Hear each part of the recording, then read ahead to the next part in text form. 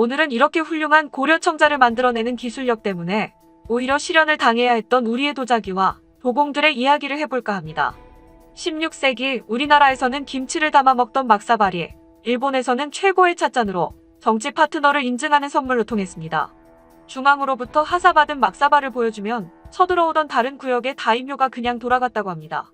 그 막사발 중 도요토미 히데요시가 하사한 것이 일본 국보로 지정되어 있습니다.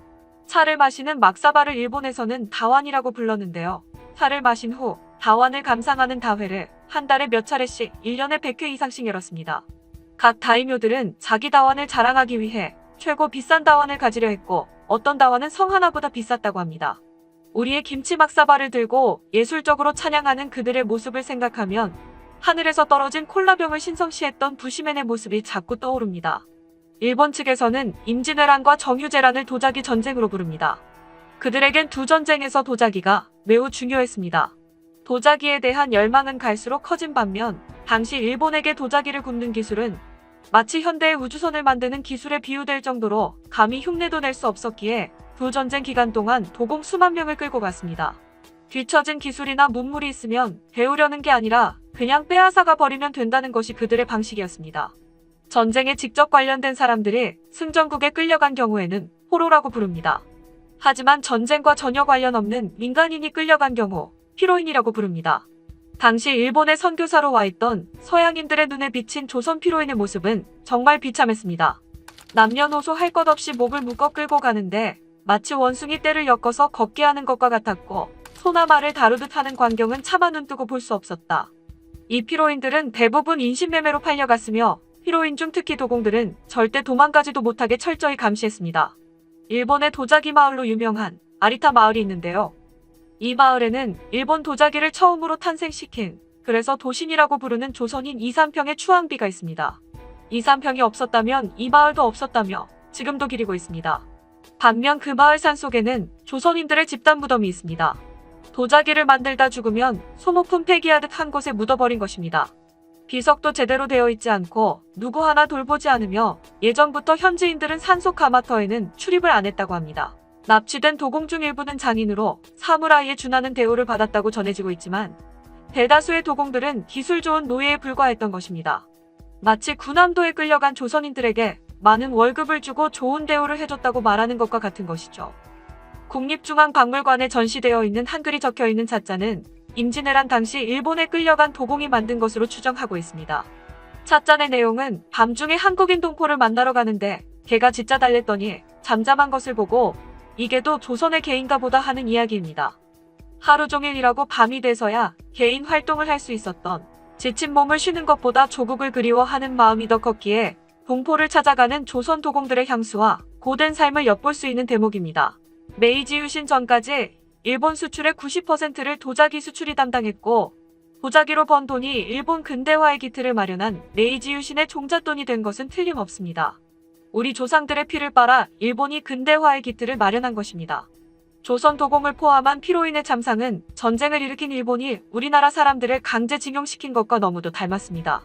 막사발도 국보급으로 떠받드는 이들인데 지금도 세계적으로 유명한 고려 청자를 봤을 때는 어땠을까요? 말 그대로 환장했습니다. 누구나 고려 청자를 대하면 그 오묘한 빛깔과 자태에 숨을 죽이게 된다고 합니다. 청자의 종주국인 중국조차 고려 청자 앞에서는 숙연해졌다고 하는데요. 송나라의 서경은 중국의 비색보다 낫다는 말은 차마 못하고 비슷하다 표현했으며 천하제일론이라는 중국 책에서는 천하에 제일 가는 것을 쭉 열거하는 가운데 고려 비색이 천하제일이다라고 인정하고 말았습니다.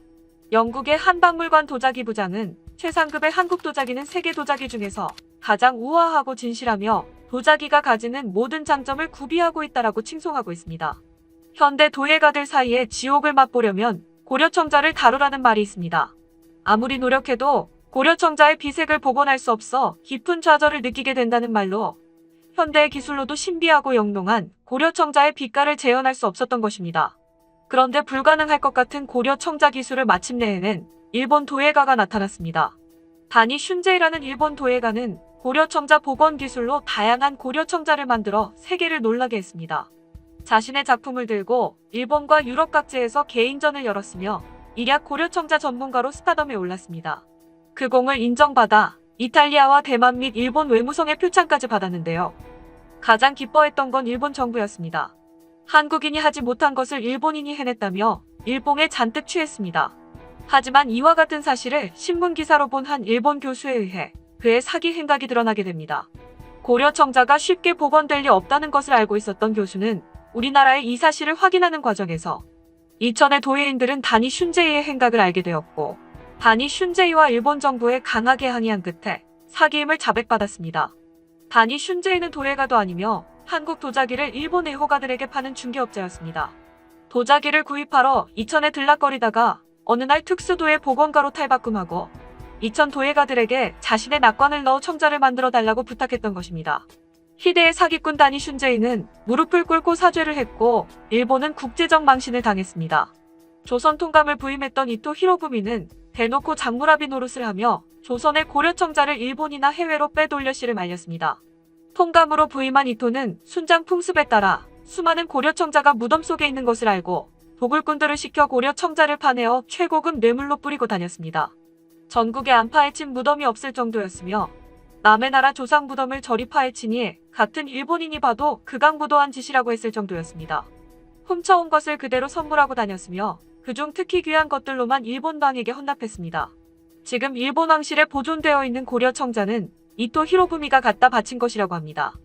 이토가 고려 청자에 얼마나 열광했는지 이토는 부하에게 고려자기를 보이는 대로 다 사들이라는 명을 내렸습니다.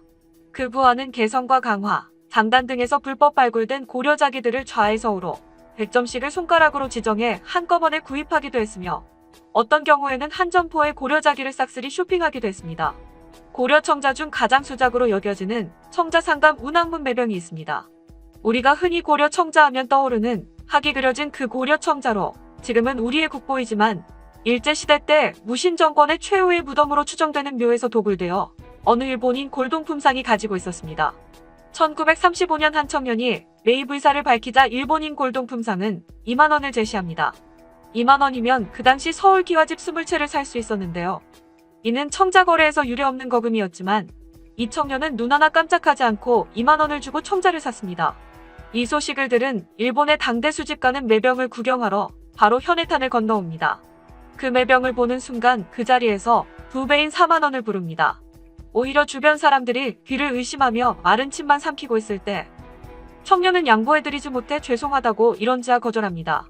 이렇게 해서 국보 68호는 우리나라에 남게 되었습니다만 본래 우리 것을 왜 기와집 20채나 주고 되사와야 하는지 모르겠습니다. 중국 네티즌들의 댓글 중 심심치 않게 우리를 공격하는 내용 중에 하나가 한국 사람들은 공자도 한국 사람이라고 우긴다. 우리의 문화를 죄다 훔쳐다가 지네들 것이라고 우긴다라며 우리를 마치 문화도둑 취급하는 내용인데요. 문화라는 것은 전파되고 현지 문화와 새로 융합되면서 새로운 형태의 문화가 탄생하는 것이라고 생각합니다. 우리의 문화가 중국의 영향을 받은 것은 맞습니다. 중국 문화를 받아들여 우리의 문화로 새롭게 꽃피운 것입니다. 그러나 일본은 문화를 강탈해갔습니다.